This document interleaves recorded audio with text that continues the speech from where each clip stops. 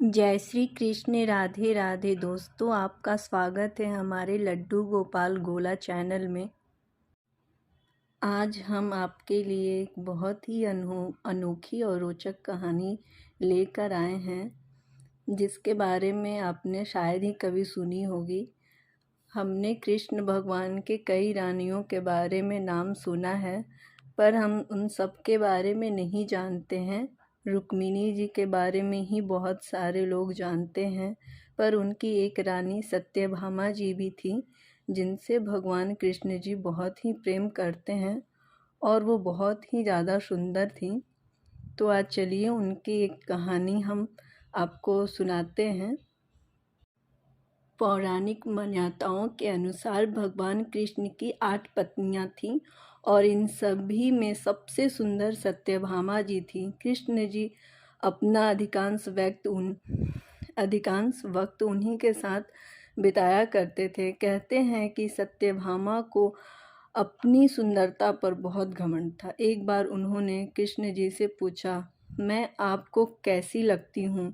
तब भगवान कृष्ण ने उनसे कहा, तुम मुझे नमक जैसी लगती हो। यह सुनकर सत्यभामा जी को कृष्ण जी के ऊपर गुस्सा आया और बोली, आपको इस संपूर्ण विश्व में मेरी तुलना करने को कोई और वस्तु नहीं मिली थी, सिर्फ नमक ही आपको ऐसा क्यों लगा कि मैं नमक जैसी हूँ?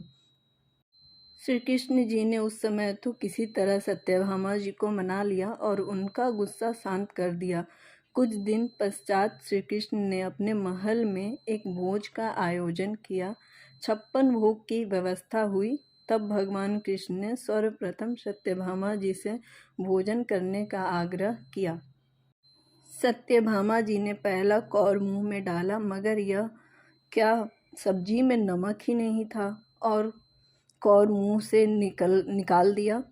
फिर दूसरा कौर मवा मिश्री का मुंह में डाला और फिर उसे चबाते चबाते बुरा सा मुंह बनाया और फिर पानी की सहायता से किसी तरह मुंह से उतारा।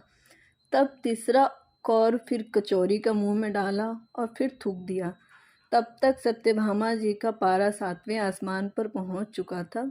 जोर से चीखी, किसने बनाई यह रसोई? सत्यभामा जी की आवाज़ सुनकर श्री कृष्ण जी दौड़ते हुए आए और पूछा, क्या हुआ देवी, कुछ गड़बड़ हो गई क्या? इतनी क्रोधित हो, तुम्हारा चेहरा इतना तमतमा क्यों रहा है? क्या हो गया? सत्यभामा जी ने कहा, किसने कहा था आपको भोज का आयोजन करने को? इस तरह बिना नमक की कोई रसोई बनती है? किसी वस्तु में नमक नहीं है, मीठे में शक्कर नहीं है, एक कौर नहीं खाया गया। श्री कृष्ण ने बड़े भोलेपन से, तो क्या हुआ, बिना नमक के ही खा लेती। ऐसा सुनते ही सत्यभामा को फिर गुस्सा आया और बोली, लगता है दिमाग फिर गया है आपका। बिना शक्कर के मिठाई तो फिर भी खाई जा सकती है, मगर बिना नमक के कोई भी नमकीन वस्तु नहीं खाई जा सकती। तब श्री कृष्ण ने कहा, फिर उस दिन क्यों गुस्सा हो गई थी जब मैंने तुम्हें यह कहा कि तुम मुझे नमक पर बहुत ज़्यादा, नमक के जैसी ही प्रिय हो?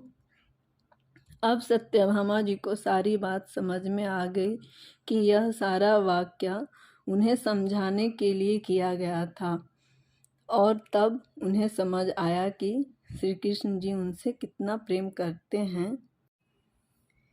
इस कहानी का मर्म यह है कि स्त्री जल की तरह होती है, जिसके साथ मिलती है उसका ही गुण अपना लेती है। स्त्री नमक की तरह होती है, जो अपना अस्तित्व मिटाकर भी अपने प्रेम, प्यार तथा आदर सत्कार से परिवार को ऐसा ही बना देती है, जिससे परिवार में सभी घुल मिल के साथ में रहते हैं।